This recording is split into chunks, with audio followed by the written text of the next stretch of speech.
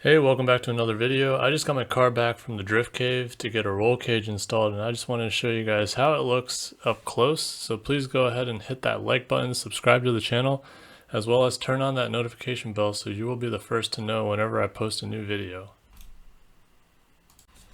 So what you see here is Drift Cave's Sonoma Spec cage, which is essentially a basic cage that meets Sonoma Raceway's requirements in order to participate in tandem drifting. The reason I went with this cage rather than a full-on cage is because I'm trying to keep this car just a low-budget drift car with only the essentials. The main purpose of a roll cage is to protect you in a rollover situation, and that's done by the main hoop, which runs up behind the seats and all the way up to the ceiling. So if your car comes crashing down upside down, your head and all occupants will not be crushed inside the vehicle. However, in drifting, rollovers are pretty rare, and side impacts are actually the biggest worry when tandeming door to door next to another car.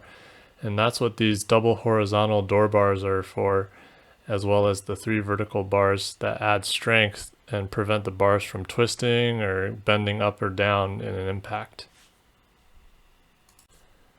This design was actually implemented after a huge crash a few years ago where only a single door bar was required, and there was an incident where there was a driver, he's crashed, and then another car came barreling in and hit him from basically T-boned him, and it was just a dinky little single door bar, and it crushed into the driver's pelvis and pinched him in there.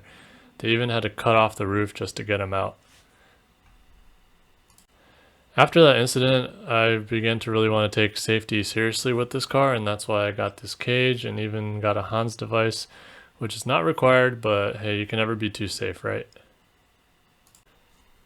Overall, the fitment of this cage is very nice and close to the chassis, and the mounting boxes look very solid as well. My favorite part is that they were able to get the cage to fit around the stock door panels, so I wouldn't have to remove the door panels, allowing me to retain a very clean interior look. So if you're planning to do any type of racing, I'd highly recommend looking into getting a cage, as you can never be too safe. And that's about it for this video. Again, I just wanted to share the cage and let you guys get a glimpse of how it looks up close for anyone that's interested and perhaps might be getting a cage themselves. I know it can be pretty intimidating since it's a pretty big commitment and also a permanent decision. So hope you enjoyed this video. Keep an eye out for the next video. I'll be painting the cage and then taking it over to Sonoma Raceway to go drift. So I want to thank you guys for watching this video. I really do appreciate each and every one of you for watching my videos. This channel recently hit over 600 subscribers, which I'm very excited about. I know it's not a huge number, but it is very motivating for me to see steady progress as I continue to bring more content to you guys. So thanks again, take care, and I'll see you guys soon.